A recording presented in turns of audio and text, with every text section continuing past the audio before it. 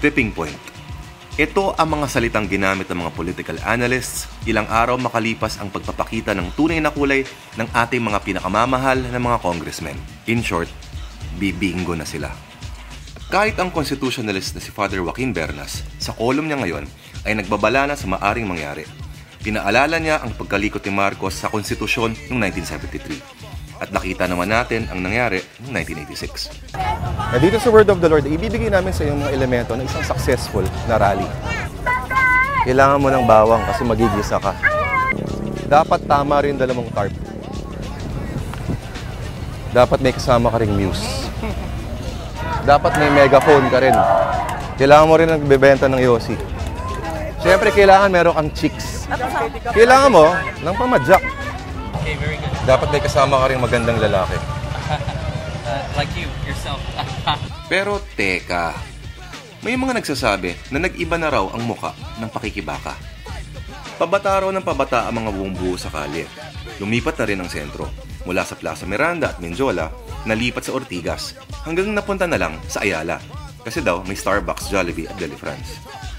Sa panahon ng cyberspace at mobile communications, mukhang hindi mo na nga talaga kailangan mga may lansangan at mga may pawis. Sabi nila, sa Facebook pa lang daw, pwede mo nang ipakita ang iyong pagtutol. Pero paano? Ganito? O kaya, kung marami kang oras, gagawa ka na lang ng ganito?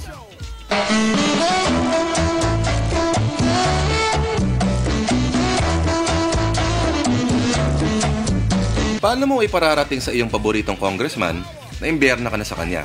Hindi mo siya i-add sa Friendster at Facebook mo? Magko-comment ka ng mataray na anonymous sa vlog niya? Malaking bagay nga naman ang nagagawa talaga ng teknolohiya.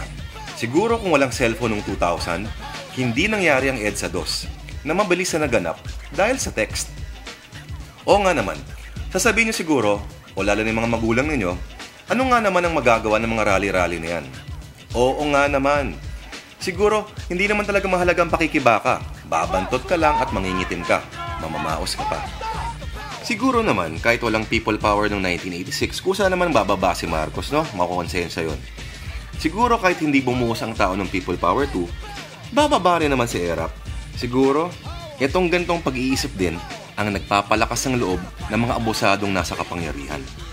So, ano na lang ang pinakamabisang paraan ng pakikibaka? Ano na? Wala nang iba kundi Jaiho!